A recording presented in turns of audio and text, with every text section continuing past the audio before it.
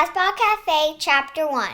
Once upon a time, in a beautiful forest, there was a magical place called the Kazbah Cafe. It was a popular cafe, and all the animals in the forest would go and eat there almost every day. No matter what your diet, the Kazbah Cafe had it. If you were an eagle, you could get a fish latte. If you were a hippopotamus, you could get a mushroom, barley, and strawberry salad. And for the flying squirrels, they had vanilla acorn crepes with a cherry on top. Some of the animals were vegan, and some were not. Lots of animals in the forest worked there as well, especially the stick insects. No matter what the food the Kazbah Cafe served, they did their best to serve it in a friendly way and in a way that didn't hurt the forest. In the forest, a week was 8 days, and the 8th day was called Pun Day. Every Pun Day, the Kazbah Cafe would have a huge party with music and DJs and lasers and motorcycles and flying squirrels swinging in on trapezes. At the end of a long and difficult week, it was perfect for all the animals. If they'd been working or trying to find acorns or going to school, the party was exactly what they needed. One day, though, things at the Kazbah Cafe started to change. The service started to go downhill. The owner, who was a teeny tiny miniature cat, started to be seen less and less. His business partner, who was a miniature wolf, also started to be seen less and less, but it didn't matter as much because he didn't really help out in the kitchen as much as the cat. It started getting harder and harder to find the foods that the animals needed. To make matters worse, something terrible started happening with the end of the week party. One day, on Pun Day, all the animals showed up right about the time when the party would usually get started. A huge wall of trees had magically grown up around the cafe. Vines and branches interlocked up and down and through the trees, making an impenetrable wall. A giant stone door had rolled across the front of the cafe so no one could get in. And the music had already started. The party had started. There were lasers shooting out the top of the cafe. People could hear the music from deep within the ground. Oons, oons, oons. You can dance if you want to.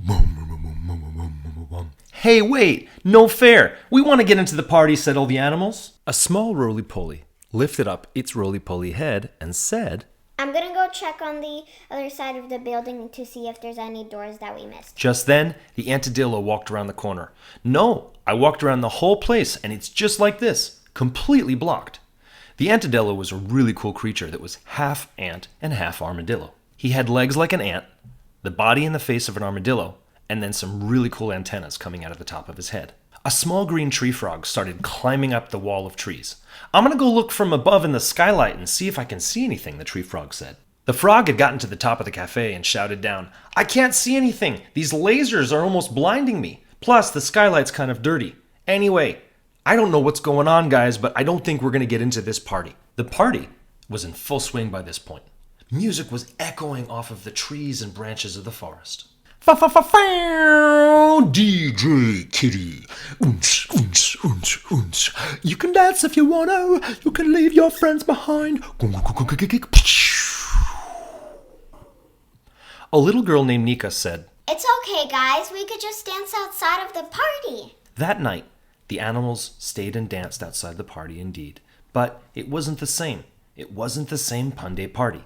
And the next day, all the animals woke up in a really bad mood. Except for the little girl Nikka. She knew exactly what she had to do. When she woke up, she knew that the cafe was so important to the forest. She had to find the cat, she had to find the wolf, and she had to solve the mystery of why none of the animals were allowed to go to the party anymore. Nikka checked her schedule and thought to herself, I don't have anything else to do for the next 6 months. I gotta save the day. She got up and started packing. She put on her baggiest pair of baggy pants. She got her favorite crystal bracelets from the drawer. She took out a fanny pack that her mom had given her a long time ago. It was old and worn, but it still had lots of cool and glittery details. She put on her favorite t-shirt that changed colors depending on which way you looked at it. And in her fanny pack, she put all the things she was going to need for her travels. A bottle of water, her favorite expandable blanket, and her magic fish scale. Fish scales were amazing devices that most of the animals carried. They looked just like a glowing fish scale, about the size of your hand, depending what size paw or hand you had. These fish scales could help you contact friends, you could find directions, and sometimes if you were lucky, they could do magic. No one knew exactly where the fish scales had come from, Legend had it that they were really, really old, millions of years old. They had been found at the bottom of the ocean, and they came from a time when giant, humongous, extra huge flying squirrels ruled the world. Once Nikka was completely packed, she stepped outside the door. She almost bumped into her friend, the giant flying squirrel. "What's going on?" he said. "What are you doing?" "I'm off on an adventure," Nikka said. "I'm off to save the cafe." "Can I come?" said the flying squirrel. "Sure," said Nikka. "Let's go." And they walked off down the street. They ran into their friends, the roly-poly and the tree frog. "Where are you going?" they asked. "We're going on an adventure," said the flying squirrel. "It was Nikka's idea. We're going to save the cafe. You guys want to come along?" "Sure," said the tree frog. "I don't have anything to do today." "Let's take the antedillo with us." "Where's the antedillo?" asked Nikka. "Up here," said the antedillo, from on top of the flying squirrel's back. "We'll be traveling by air," said Nikka. "By flying squirrel." "Yay," said the antedillo. "I've been dreaming of flying." You might just get your wish, said Nikka. The flying squirrel started doing stretches and calisthenics to get ready for the flight. He was very large, about the size of a huge bear, except a flying squirrel. He had big flying squirrel wings in between his paws. As soon as the flying squirrel was properly warmed up, all the animals climbed onto his back. The roly-poly sprang into action. "Everyone please put your magic fish scales in flying squirrel mode, strap on your seatbelts, and be aware of where the emergency exits are.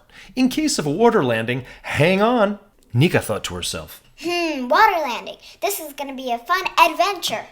The flying squirrel gave a giant flap of his mighty flying squirrel wings. Whoom, and they took off the ground. He gave another flap of his wings. Whoom, and they rose high above the trees this time. "Here we go," said the flying squirrel, and with one gigantic, humongous flap of his flying squirrel wings, whoosh, they took off into the sky. Once they had reached cruising altitude, the roly-poly passed out some gummy bears, and they all started having lunch. The flying squirrel asked, "Can someone please check the magic fish scale for directions?" Nikka took out the magic fish scale and turned it on. It lit up with a soft glow. Whoom. "Look," said the antedillo. "It's pointing in the direction of those mountains." "Whoa," said the roly-poly. "They look like they're thousands of miles away and they've got snow on the top." I guess that's where we're going, said Nikka, and they flew off into the sky.